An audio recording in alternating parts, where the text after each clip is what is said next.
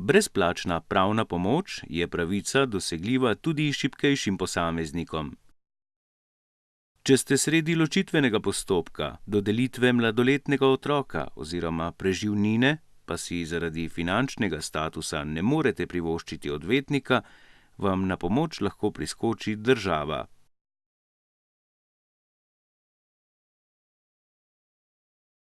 Brezplačna pravna pomoč je pravica upravičenca, da mu država delno ali v celoti krije stroške odvetniškega zastopanja na sodišču oziroma ga oprosti plačila stroškov postopka. Da bi vam na sodišču prošnjo za brezplačno pravno pomoč ugodno rešili, morate izpolnjevati nekaj pogojev. Do brezplačne pravne pomoči so upravičeni prosilci, ki izpolnjujejo določene kriterije, in predvsem so to finančni kriteriji in vsebinski. Se pravi, prosilca presojamo po njihovih dohodkih, po njihovem premoženju in po vsebini zadeve. Te vsi kriteriji morajo biti izpolnjeni kumulativno.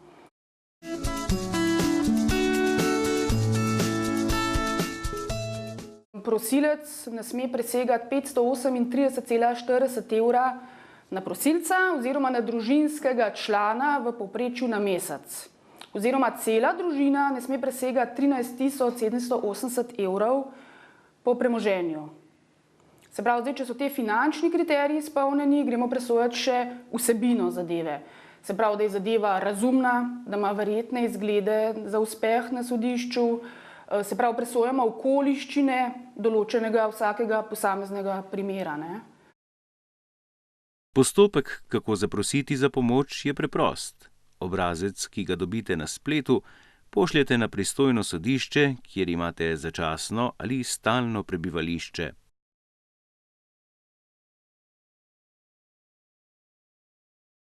Dokazila o vaših finančnih in ostalih podatkih je dolžno pridobiti sodišče.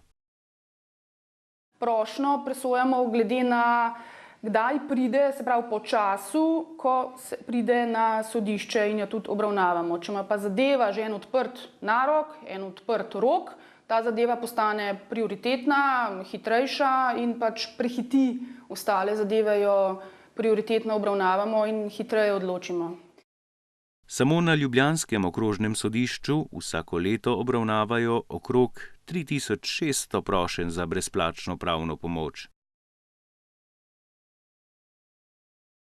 Ljudje se obračajo največ na brezplačno pravno pomoč v pravdnih zadevah, predvsem prednjačijo družinske zadeve, na drugem mestu so pa že kazenske zadeve.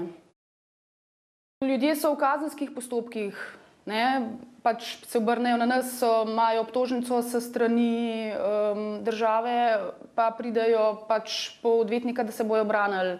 Radi bi vložili odškodninsko tožbo, ki jih je ugriznil pes na cesti, recimo. Za invalide, študente, brezposelne osebe veljajo enaki pogoji pridobitve pomoči kot za ostale. Presoja se torej njihovo finančno stanje ter vsebinska plat sodne zadeve. Koliko invalidov se vsako leto obrne na službo na brezplačno pravno pomoč, ni znano. Se je zgodilo, da je prišla gluha oseba, ampak že s svojim tolmačem na uradne ure.